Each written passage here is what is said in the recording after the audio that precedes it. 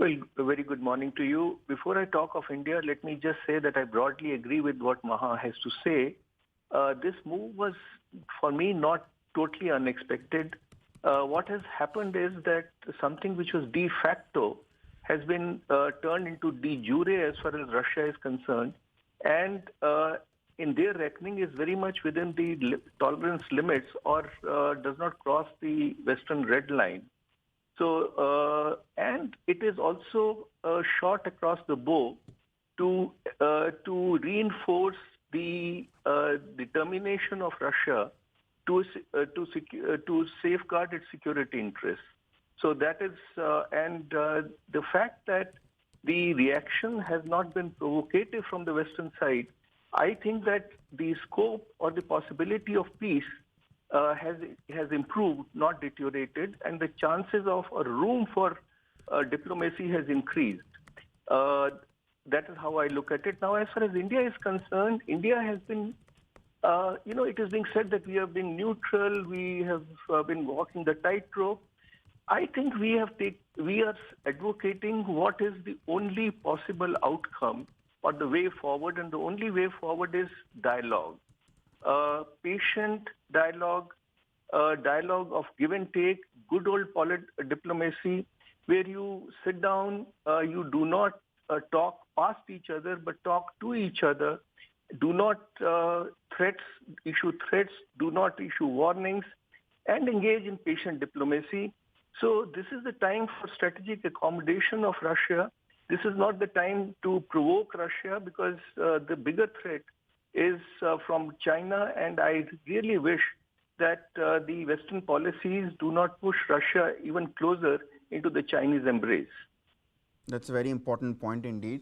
Before we touch upon that, Ambassador Prakash, let me go back to Maha to understand what is Putin's gambit really. Maha, I've been reading up as to why Putin has decided to really target the Donbas region. Could you really break it down for viewers? What is the significance of Donetsk and Luhansk, and what it means? What is Putin's game plan when he says that he's now declaring them as republics independent of Ukraine?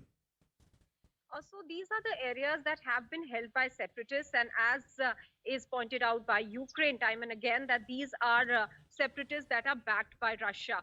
Now this war of sorts within Ukraine for this Donbas region has been going on for the last 8 years, and that is why when the Ukraine embassy, remember, spoke with us, the personnel there said that this is a difficult situation but not critical, because we have been facing this since 2014, since the annexation of Crimea.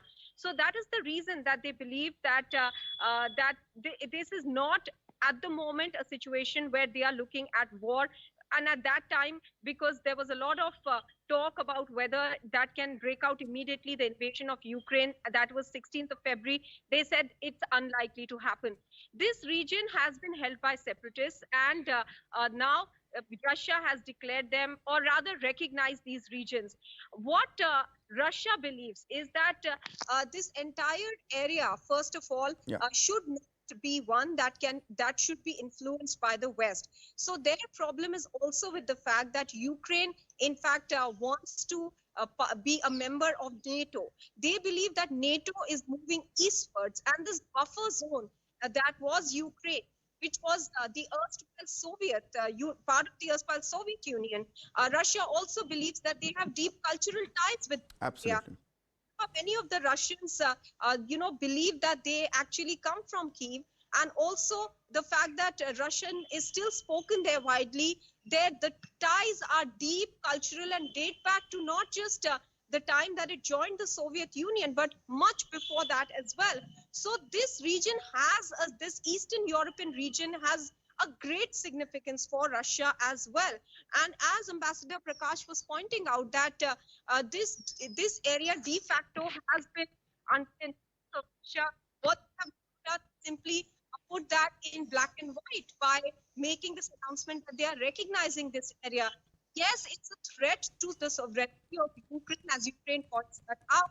But we have to understand that these are long-standing issues that have been festering in this region. And with the movement of NATO eastwards, this has only become as Russia says, a security concern for them. So we have to look at both sides of the argument, and this is where diplomacy will come into play. Indeed.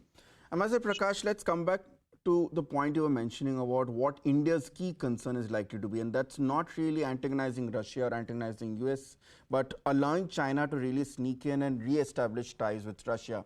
Now, can you stress a bit more on that? Because to my mind, if there's one country which really gains out of this massive Eastern European mess that has been created by two of the traditionally the world's most important powers, it's China. It now ensures that Russia grows closer to it, and that will mean bad news for India, because a Russia-China or a Russia-China-Pak alliance is not going to be good news for India.